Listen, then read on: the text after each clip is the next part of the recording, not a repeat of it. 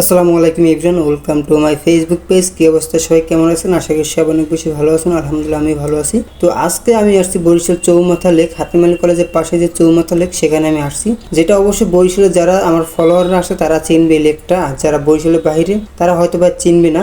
আর যারা বরিশালের ভিতরে তারা জানে হয়তো বা যে বরিশালের ভিতরে চৌমাথা লেকটা কতটা ফেমাস, কতটা সুন্দর একটা জায়গা।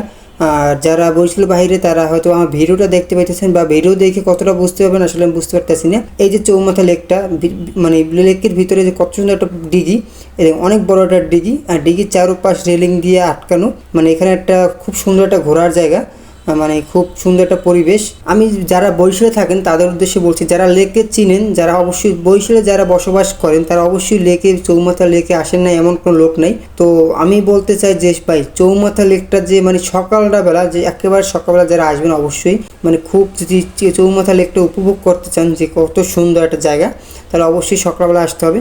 কেননা যদি আপনি সকাল 9টা-10টার পর আসেন, 10টার পর এখানে অনেক ভিড় থাকে, অনেক ছেলেপিলে থাকে, দেখা যায় বিকেলবেলা অনেক ভিড় থাকে, রাত্রিবেলা অনেক ভিড় থাকে। তো আমি বলতে চাই যে মানে যে যার বিভাগ আর কি, সকালবেলা সব থেকে ভালো হয়, আসলে উপভোগ করতে পারবেন। তো মূলত আজকে আমার চৌমাথা লেকটা নিয়ে ভিডিও করার উদ্দেশ্য হয়েছে যে এই যে চৌমাথা লেক, এখানে আমি অনেকটা বছর কাটাইছি। মানে এখানে কাটাইছি বলতে এখানে আমরা অনেকটা সময় আমরা ফ্রেন্ড সার্কেলে মিলে আড্ডা দিছি। একটা সময় ছিল যে সকাল বিকেল সবসময় এখানে আড্ডা দিতাম, কিন্তু এখন বহু বছর হয়েছে যে এখানে আর আসা হয় না। আসা হয় না বললে ভুল হবে, আসা হয় আসলে, কিন্তু যে সেই আগের মতো আড্ডা দিতে এখন আর আসা হয় না। এখন আসা হয় যে কোনো কারণে, যে কোনো কারণ ছাড়া এখানে আর আসা হয় না।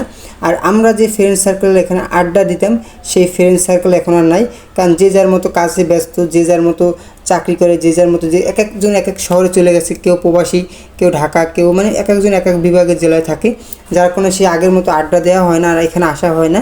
তো এইখানে যখনই আমি আসি তখনই আমার সেই পুরনো স্মৃতিগুলো মনে পড়ে, পুরনো দিনের কথা মনে পড়ে যে এখানে কতটা কাল কাটাইছি। এখানে মানে একটা সময় ছিল যে মানে যখনই মানে ফ্রি থাকতাম আমরা ফ্রেন্ডরা মিলে, যখন আমরা স্টুডেন্ট লাইফে ছিলাম, এখন তো আমি একজন কর্মজীবী, এখন আমি একটা চাকরি করি। তো আমি যখন স্টুডেন্ট লাইফে ছিলাম, যখনই ফ্রি পাইতাম তখনই আমরা সব ফ্রেন্ডরা মিলে এখানে আড্ডা দিতাম। দেখা যায় যে আমাদের কোচিং শেষ হইতো, কোচিং শেষে এসে এখানে আড্ডা দিতাম।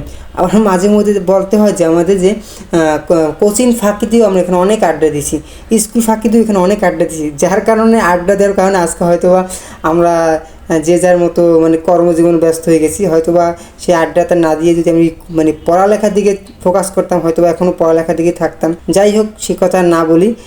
কিন্তু এই চৌমাথা আমি যখন আসি সেই পুরানো স্মৃতিগুলো মনে পড়ে। এখানে অনেক স্মৃতি আছে, অসংখ্য স্মৃতি আছে, যেটা আমি বইলে বুঝতে পারবো না। কিন্তু মাঝে মধ্যে যখন আমি এখানে আসি, যখনই আমি আসি না কেন, তখন আমার সেই পুরানো দিনের কথা, দেখা যায় বিকেলের কথা মনে পড়ে। যখন বিকেলে আসি তখন এখানে অনেক ছেলেপিলে দেখি, যারা অনেক পোলাপান দেখি, যাদের দেখলে আমার সেই পুরনো দিনের কথা মনে পড়ে যে ইস, একটা সময় ছিল যে বিকেল টাইমে আমরা এখানে আড্ডা দিতাম।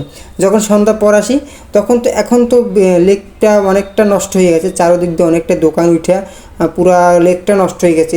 আগে তো রাতের বেলা অনেকটা সুন্দর ছিল, চারিদিকে লাইট জ্বলতো, মানুষজন কম ছিল, খুব সুন্দর ছিল। তো যাই হোক, এখন আর কিছু বলার নেই। সব ভালো থাকেন, আল্লাহ হাফেজ, আসসালামু আলাইকুম, দেখা হবে নেক্সট ভিডিওতে।